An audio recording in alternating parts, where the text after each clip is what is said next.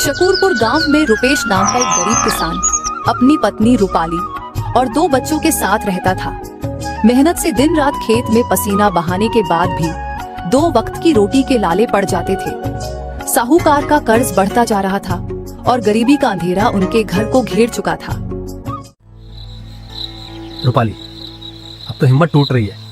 खेत में कुछ उगता नहीं, मजदूरी करने जाऊं तो काम मिलता नहीं, बच्चे भी भूखे सो रहे हैं। घबराओ मत, भगवान ने हमें हाथ पैर दिए हैं। हम मेहनत से कुछ ना कुछ तो कर ही सकते हैं। लेकिन क्या करें, कोई रास्ता ही नहीं दिखता। कल मैं गांव में जाकर देखती हूँ, शायद कोई उपाय मिले। अगली सुबह रूपाली गांव के मंदिर की ओर गई। वहां उसने एक साधु बाबा को बैठे देखा। उनके चेहरे पर तेज था और वे बहुत शांत लग रहे थे। रूपाली उनके पास गई और अपनी परेशानियां बताई। बाबा, हम बहुत गरीब हैं, दिन रात मेहनत करते हैं, लेकिन कुछ भी ठीक से नहीं चलता। आप कोई राह दिखाइए। बेटी, मेहनत का फल जरूर मिलता है, लेकिन सही दिशा में की गई मेहनत ही फल देती है। तुम अपने पति के साथ मिलकर काम करो, सफलता जरूर मिलेगी। पर बाबा, हमारे पास कोई साधन नहीं है। साधु बाबा ने पास बंधे एक घोड़े की ओर इशारा करते हुए बोले, ये घोड़ा अब से तुम्हारा हुआ, इसका अच्छा इस्तेमाल करना, ये तुम्हारी तकदीर बदल सकता है। रूपाली को कुछ समझ नहीं आया, लेकिन उसने घोड़े को ले लिया और धन्यवाद कहकर घर लौट आई। ये घोड़ा कहाँ से लाई हो रूपाली? साधु बाबा ने दिया है, कहा है कि यह हमारी तकदीर बदल सकता है। पर घोड़ा लेकर हम क्या करेंगे? जी, हम इसे इस्तेमाल करके लकड़ी बेचने का काम कर सकते हैं। जंगल से सूखी लकड़ियाँ इकट्ठी करेंगे और बाजार में बेचेंगे। रुपेश को यह विचार अच्छा लगा। अगले ही दिन वे जंगल गए, सूखी लकड़ियाँ इकट्ठी की और घोड़े पर रखकर बाजार पहुँचे। लकड़ियाँ अच्छे दामों में बिक गयी। रूपाली और रुपेश की मेहनत रंग लाने लगी थी। घोड़े की मदद से उनका लकड़ी बेचने का कारोबार अच्छा चलने लगा था। अब उनके घर में रोज चूल्हा जलने लगा था। बच्चों के पेट भरने लगे थे और धीरे धीरे वे कर्ज भी चुकाने की स्थिति में आ रहे थे। लेकिन गांव का लालची साहूकार ये सब देखकर जल भुन गया। वह सोच रहा था कि अगर रुपेश जल्दी कर्ज चुका देगा तो ब्याज से मिलने वाला उसका फायदा खत्म हो जाएगा। वह नहीं चाहता था कि कोई गरीब इस तरह उसकी पकड़ से बाहर निकले। ये रुपेश दिन पर दिन अमीर होता जा रहा है। अगर ऐसे ही चलता रहा तो जल्द ही पूरा कर्ज चुका देगा। ये हमारे धंधे के लिए अच्छा नहीं है। मालिक, हम क्या करें? हमें कुछ ऐसा करना होगा जिससे इसकी कमाई बंद हो जाए और ये फिर से मेरे कर्ज में फंस जाए। मालिक, पर हम कर क्या सकते हैं? वह तो रोज जंगल से लकड़ी लाकर बेचता है। उसकी कमाई का सबसे बड़ा सहारा क्या है? वो उसका घोड़ा। बिल्कुल, अगर उसका घोड़ा ही ना रहे तो वह लकड़ी बेच ही नहीं पाएगा और उसका काम ठप हो जाएगा। तो क्या आप कह रहे हैं कि हमें उसका घोड़ा चुराना होगा? बिल्कुल, और ये काम रात के अंधेरे में होगा, जब रुपेश और रूपाली गहरी नींद में होंगे। दोनों नौकरों ने सहमति में सिर हिला दिया। साहूकार ने उन्हें घोड़े को चुराने का सही समय और तरीका समझाया और उन्हें अपना काम पूरा करने के लिए भेज दिया। रात के समय दोनों नौकर धीरे धीरे रुपेश के आंगन में घुसे। घोड़ा पास के एक पेड़ से बंधा हुआ था और शांत खड़ा था। सुन, घोड़े को चुपचाप खोलना, कहीं यह आवाज करके रुपेश और उसकी पत्नी को जगा ना दे। हाँ हाँ, लेकिन अगर घोड़ा हिलने डुलने लगा तो? मैं इसके मुंह पर कपड़ा बांध देता हूँ ताकि यह कोई आवाज ना करे। दूसरे नौकर ने हिम्मत करके रस्सी खोली और पहले नौकर ने घोड़े के मुंह पर कपड़ा बांध दिया। अब वे धीरे धीरे घोड़े को लेकर बाहर निकलने लगे। लेकिन रूपाली नींद में भी सतर्क थी। उसे कुछ आहट सुनाई दी और उसकी नींद टूट गई। रुपेश, उठो, मुझे कुछ अजीब आवाज आ रही है। क्या हुआ रूपाली? इतनी रात को कौन आएगा? रूपाली ने जल्दी से खिड़की के बाहर झांका। उसने देखा कि 2 लोग उनके आंगन में हैं और घोड़े को ले जा रहे हैं। दोनों नौकरों को रूपाली के जागने की आहट पता चल गई। फिर वे लोग घोड़े को छोड़कर दौड़कर भाग जाते हैं। हमें इन चोरों की शिकायत मुखिया जी से करनी चाहिए। हाँ, तुम ठीक कहती हो रूपाली, मगर तुम्हें क्या लगता है ये दोनों चोर कौन हो सकते हैं? मुझे तो लगता है कि वे साहूकार के नौकर थे, पर मैं अच्छे से चेहरा देख नहीं पाई।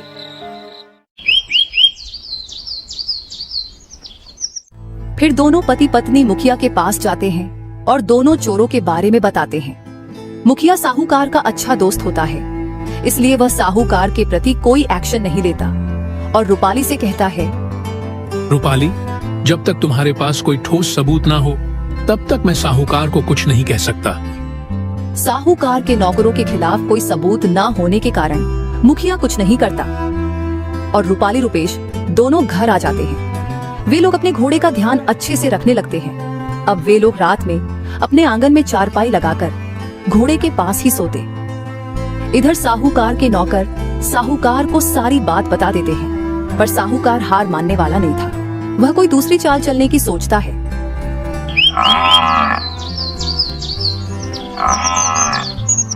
रूपाली, मैं बाजार जा रहा हूँ, शाम तक लौट कर आऊंगा। यदि मेरी सारी लकड़ियां बिक गईं, तो आज ही साहूकार के पैसे चुका दूंगा। भगवान आपकी इच्छा को पूरी करे, पर जरा सावधान रहना, क्योंकि हमारे घोड़े के ऊपर किसी की बुरी नजर है। लकड़ियां बेचकर घर जल्दी आना, मैं खाना बनाकर आपका इंतजार करूंगी। ठीक है रूपाली, मैं ध्यान रखूंगा। रुपेश ने घोड़े के ऊपर लकड़ी रखकर बाजार की ओर रवाना हो गया। कुछ देर बाद वह बाजार में पहुंचकर एक तरफ खड़ा हो गया और ग्राहकों को आवाज लगाने लगा, लकड़ियां ले लो, सूखी लकड़ियां ले लो। तभी बाजार में साहूकार खड़ा था। उसकी नजर रुपेश के ऊपर पड़ी। इस फटीचर को आसानी से ठगा जा सकता है, वैसे भी यह शक्ल से ही जन्मजात मूर्ख लगता है। ये सोचकर वह रुपेश के पास पहुंचकर बोलता है, कैसे हो रुपेश भाई? सुना है तुम्हारी लकड़ियां बहुत ही उत्तम दर्जे की होती हैं। गांव वाले तुम्हारी लकड़ियां की बहुत तारीफ करते हैं। क्या तुम मुझे अपनी सारी लकड़ियां बेचना चाहोगे? बिल्कुल बेचनी है हुजूर, लेकिन कीमत क्या देंगे? तुम ही बताओ, क्या कीमत चाहते हो? 150 लूंगा मालिक। सौदा महंगा है। खैर, क्या तुम लकड़ियां जिस हालत में हैं, उस हालत में बेचोगे? बेच दूंगा हुजूर, इसमें मुझे क्या एतराज हो सकता है? तब ठीक है, ये लो 150 और अपने घोड़े को लेकर जल्दी से मेरे पीछे पीछे चलो। पैसे लेने के बाद रुपेश घोड़े को लेकर साहूकार के पीछे पीछे चल पड़ता है। बड़ी किस्मत से आज कमाई अच्छी हुई है। ये सोचते हुए रुपेश साहूकार के पीछे चला जा रहा था। कुछ देर बाद साहूकार रुपेश और घोड़े को लेकर अपने घर पहुंचा। लकड़ियां तुम यहीं छोड़ दो और तुम जाओ। जैसी हुजूर की आज्ञा। ऐसा कहकर रुपेश ने जैसे ही घोड़े से लकड़ियां उतारने की कोशिश की, तब लकड़हारे रुक जाओ, ये तुम क्या कर रहे हो? हुजूर, मैं तो घोड़े से लकड़ियां उतार रहा था ताकि घोड़े को ले जा सकूं। अरे बदमाश, क्या तुम्हें सौदे की शर्त याद नहीं जो तूने लकड़ियां बेचते समय मुझे मंजूर की थी? कैसी शर्त हुजूर? मैं कुछ समझा नहीं। मैं तो आपको 150 बदले सारी लकड़ियां बेची। सारी लकड़ियां ही नहीं, बल्कि सिक्कों के बदले तूने मुझे अपना घोड़ा भी बेचा है। क्या तूने इस शर्त पर लकड़ियां बेचना स्वीकार नहीं किया था कि लकड़ियां जिस हालत में हैं, उस हालत में बेचेगा? साहूकार की बात सुनकर रुपेश के होश उड़ गए। हुजूर, आप ये क्या कह रहे हैं? शर्त के मुताबिक अब ये घोड़ा मेरा है। तुझे अपनी कीमत मिल चुकी है, इसलिए तू यहाँ से चलता बन। नहीं नहीं, ऐसा मत कहिए हुजूर। मैं गरीब आदमी हूँ, बर्बाद हो जाऊंगा। रुपेश बहुत गिड़गिड़ाया, लेकिन साहूकार ने उसकी एक नहीं सुनी, बल्कि उसने आसपास के लोगों को भी इकट्ठा कर लिया। देख लो भाइयों, इस लकड़हारे की चालाकी। पहले सौदा किया, अब मुकर रहा है और सीना जोरी कर रहा है। क्या ये रहम करने योग्य है या नहीं? नहीं नहीं, बिल्कुल नहीं। फिर इस गुस्ताख के साथ क्या व्यवहार करना चाहिए? मेरी मानो तो इसे सरपंच जी के पास ले चलो। साहूकार लोगों के कहने पर लकड़हारे को सरपंच जी के पास ले गया, जो साहूकार का प्रिय मित्र था। उसने सरपंच को सारा किस्सा सुनाया। सारी बात सुनकर सरपंच जी ने अपने मित्र के पक्ष में ही फैसला सुनाया। लकड़हारे को अपनी सामान की कीमत मिल चुकी है और उसने ग्राहक की शर्त मानी है, इसलिए घोड़ा उसी का है। अब घोड़े पर उसका कोई हक नहीं। बेचारा रुपेश अपने जले नसीब पर आंसू बहाता हुआ अपना घर पहुंचा। अरे, ये आपकी आंख में आंसू कैसे? सब ठीक तो है ना? क्या बताऊं रूपाली, हमारी तो किस्मत ही फूटी है। वैसे ही मेरे पास धन के रूप में कुछ नहीं था। आज हमारा घोड़ा भी हाथ से निकल गया। रुपेश ने सारी बातें रूपाली को सुनाई। सारी बातें सुनकर रूपाली ने अपने पति रुपेश की हिम्मत बढ़ाते हुए कहा, तुम जरा भी चिंता मत करो, सब ठीक हो जाएगा।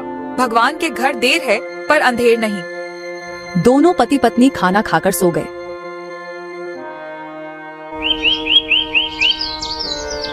लेकिन सुबह दुख के कारण रुपेश चारपाई से उठ न सका। अपने पति की हालत देखकर रूपाली बोली, लाओ वो 150 रुपए जो तुम्हें साहूकार ने कल दिए थे, वो रुपए मुझे दे दो। मैं आज फिर से एक घोड़ा खरीद कर लाऊंगी और मैं खुद बाजार में जाकर लकड़ी बेचूंगी। रूपाली रुपेश से 150 रुपए लेकर बाजार की ओर निकल पड़ती है। हे प्रभु, इनकी रक्षा करना, बेचारे बहुत परेशान हैं। कैसे भी करके मुझे इनकी परेशानी को दूर करना है। मुझे अन्याय से लड़ने की शक्ति देना प्रभु। अब तो आप ही का सहारा है प्रभु, हारे का सहारा, खाटू श्याम हमारा। ये सोचते सोचते वह वहां से चली जाती है और बाजार से एक घोड़ा खरीदकर घर ले आती है। मैं लकड़ी बेचने जा रही हूँ, तुम खाना निकाल कर खा लेना। ठीक है रूपाली, तुम जल्दी आना, मैं तुम्हारा राह देखूंगा। रूपाली ने घोड़े के ऊपर लकड़ी का गट्ठर बांधा और अपने चेहरे पर चुन्नी बांधकर बाजार की ओर रवाना हो गई ताकि साहूकार उसे पहचान ना सके। अगर मुझे वह बेईमान साहूकार मिल गया तो मैं उसे छठी का दूध याद दिला दूंगी। लकड़ियां ले लो, सूखी लकड़ियां ले लो, सस्ती में लकड़ियां ले लो। उस रोज भी वह साहूकार किसी को ठगने के विचार में बाजार आया था। उसने लकड़ियां बेच रही रूपाली की ओर देखा। वाह भगवान, आज फिर से मेरे लिए एक शिकार भेज दिया। कल मुझे एक घोड़ा मिला था और आज भी मुझे फिर से घोड़ा मिल जाएगा। यह सब सोचकर साहूकार रूपाली के पास पहुंचा। क्या कीमत है तुम्हारी लकड़ियों की? 150 रुपए मालिक। महंगा सौदा है, क्या दाम कुछ कम नहीं करोगी? सौदा 4 सिक्के भी आपको महंगा नहीं पड़ेगा हुजूर। लकड़ियां बिल्कुल सूखी हैं, मंजूर है तो बोलिए। ये औरत तो बहुत चालाक लग रही है। खैर कोई बात नहीं, इसकी जल्द अक्ल समझ में आ जाएगी। अक्ल तो बहुत जल्द तेरी ठिकाने लगने वाली है साहूकार। क्या सोच रहे हैं हुजूर, जल्दी बताइए, नहीं तो फिर मैं दूसरे ग्राहक को आवाज दूंगी। ठीक है, मुझे 150 रुपए में यह मंजूर है, मगर लकड़ियां जिस हालत में हैं, उसी हालत में तुम्हें बेचनी होगी। क्या तुम्हें मंजूर है? साहूकार की बात सुनकर रूपाली चौंक पड़ी और मन में सोचने लगी, आज इसकी खैर नहीं, इससे मैं ऐसा बदला लूंगी कि यह मुझे याद ही रखेगा। अरे जल्दी करो, मेरे पास फालतू वक्त नहीं है। ठीक है हुजूर, बेच दूंगी, पर मेरी भी एक शर्त है कि आप भी मुझे पैसे उसी हालत में देंगे जिस हालत में वे पैसे होंगे। रूपाली की बात सुनकर साहूकार चौंक उठा, फिर मन ही मन मुस्कुराते हुए बोला, ठीक है, मुझे ये शर्त मंजूर है। अब देर न कर, अपने घोड़े के साथ मेरे पीछे पीछे चल। रूपाली भी अपने घोड़े को साहूकार के पीछे पीछे लेकर चलने लगी। बेईमान कहीं का, अपने आप को बड़ा होशियार समझ रहा है। जब बात सामने आएगी तो खून के आंसू रोएगा। ये सब सोचते सोचते रूपाली साहूकार के घर पहुंच गई। हुजूर, लकड़ियां कहाँ रखूं? अरे मूर्ख औरत, तुमने क्या सौदा किया था? शर्त याद है या मैं याद दिलाऊं? मैंने कहा था लकड़ियां जिस हालत में हैं, उसी हालत में चाहिए। मतलब मैंने घोड़े समेत लकड़ियां खरीदी थी, इसलिए तुम्हारा घोड़ा भी अब मेरा है। चलो इसको अब खंभे से बांध दो। ओह, यह शर्त तो मैं भूल ही गई थी, माफी चाहती हूँ। अभी घोड़ा बांध देती हूँ। और रूपाली ने चुपचाप घोड़े को खंभे से बांध दिया। मैंने आपका हुक्म पूरा कर दिया हुजूर। लाइए, अब मेरी भी कीमत दे दीजिए। जरूर, लो संभालो अपनी सौदे की कीमत। हुजूर, यह आप क्या कर रहे हैं? सौदे के हिसाब से लकड़ियां जिस हालत में थीं, उस हालत में लकड़ियों के साथ साथ मेरा घोड़ा भी आपको मिल गया। लेकिन आपने मुझसे भी तो यह वादा किया था कि आप पैसे उसी हालत में देंगे जिस हालत में वह होंगे। उस समय पैसे आपकी धोती में थे, इसलिए पैसों के साथ साथ आपको अपनी एक टांग काट कर मुझे देनी होगी। शर्त के मुताबिक आपको ऐसा करना ही होगा। लाइए, पैसों के साथ अपनी एक टांग भी काट कर दीजिए। रूपाली की बात सुनकर साहूकार के होश उड़ गए। क्या बक रही है तू? बक नहीं रही मालिक, बल्कि न्याय की बात कर रही हूँ। आपको पैसों के साथ अपनी एक टांग भी देनी होगी। तुम्हारी ये मजाल, मैं कहता हूँ निकल जाओ मेरे घर से। ऐसे नहीं मालिक, अब तो मैं यहाँ से अपना हक लेकर ही जाऊंगी। रूपाली जोर जोर से चिल्लाने लगी। भाइयों और बहनों, मेरी बात सुनो, मुझे इस बेईमान मालिक से न्याय दिलाओ। अरे ये तो लेने के देने पड़ गए, ये तो मेरा ही पासा मुझ पर ही उल्टा पड़ गया। अरे पहले मेरी बात तो सुनो। अब तो मैं सिर्फ एक ही शर्त पर आपकी बात सुनूंगी मालिक, कि पहले आप मुझे अपनी एक टांग काट कर दीजिए। अरे टांग के बदले में तुम्हें एक घोड़ा, तुम्हारी सारी लकड़ियाँ और इन सब के साथ 10,000 रुपए भी देने को तैयार हूँ।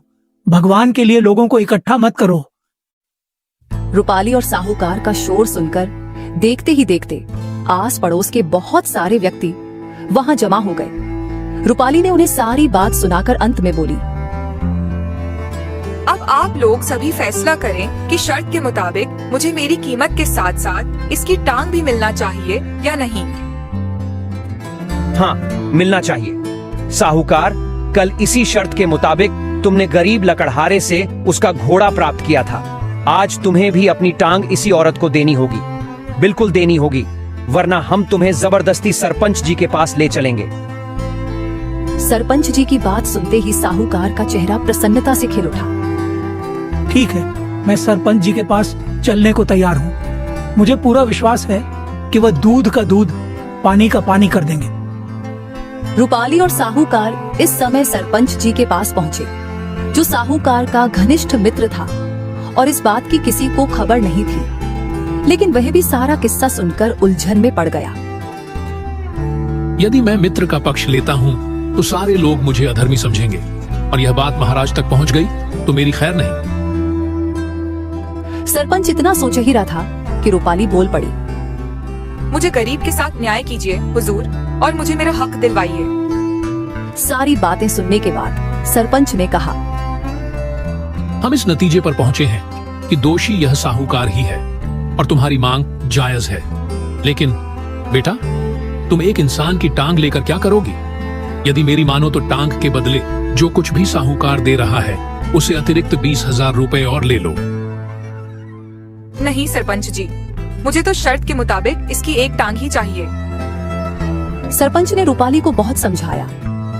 ठीक है हुजूर, यदि आप कहते हैं तो मैं 50,000 रुपए बदले अपना दावा वापस ले सकती हूँ। मैं इसकी ये शर्त पूरी करने को तैयार नहीं हूँ। यह कीमत बहुत ज्यादा है। हुजूर, यदि यह कीमत इसकी एक टांग से ज्यादा है तो मुझे एक टांग ही स्वीकार है। कृपया आप देर ना करें, इसकी एक टांग काट कर दिलवाइए। घर में मेरे पति मेरा इंतजार कर रहे होंगे। बेचारा सरपंच जी अपने मित्र के बचाव के लिए कुछ ना कर पाया। वह मौका ही ऐसा था कि उसे मजबूरन साहूकार से कहना पड़ा, साहूकार, कसूर तुम्हारा है। शर्त के मुताबिक अपनी टांग काट कर देना या फिर 50,000 रुपए, यह हमारा फैसला है। मजबूरन साहूकार को रूपाली को 50,000 रुपए और साथ में घोड़ा भी देना पड़ता है। साहूकार से पैसे लेकर खुशी खुशी रूपाली घर आ जाती है और सारी कहानी अपने पति रुपेश को बताती है। फिर रूपाली और रुपेश साहूकार के घर जाते हैं और उसके सारे उधारी के पैसे ब्याज सहित वापस कर देते हैं। इस कहानी से यह शिक्षा मिलती है कि चालाकी का जवाब समझदारी से देना चाहिए, ना कि कमजोरी से।